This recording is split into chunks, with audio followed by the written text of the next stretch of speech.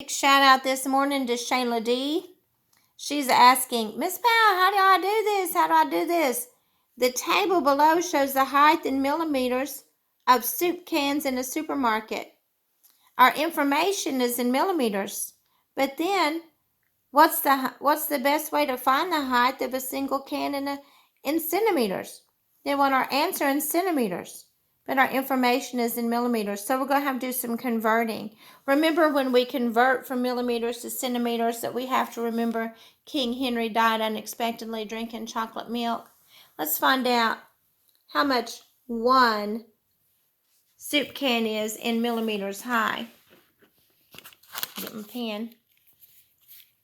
144 is the height of 2. So if I divide 144 in half, then I should get the height of 1. 2 goes into 14 7 times with nothing left over. 2 goes into 4 2 times.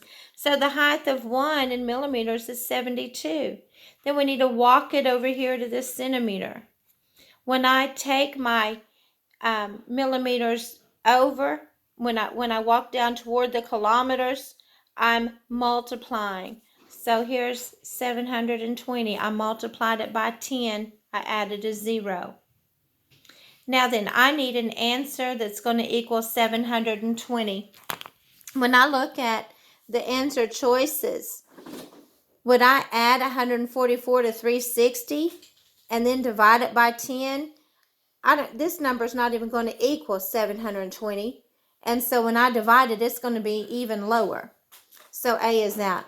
Will I divide 144 by 2 and then divide it by 10? I did divide 144 by 2, but then I have to multiply it by 10. So this one's out. Divide 720 by 10 and then divide it by 2. If I divide it by 10, I'm going to get 720. Then divide that lower. No, that's not going to give me my answer. Will I divide 576 by 8 and then multiply that by 10? They're looking at this one here.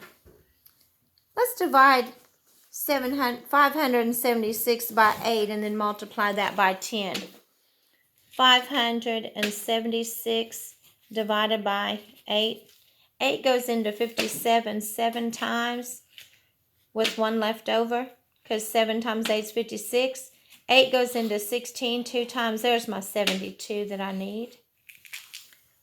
So I'm going to pick D. Divide 576 by 8 and then multiply by 10. If I multiply that by 10, looky there.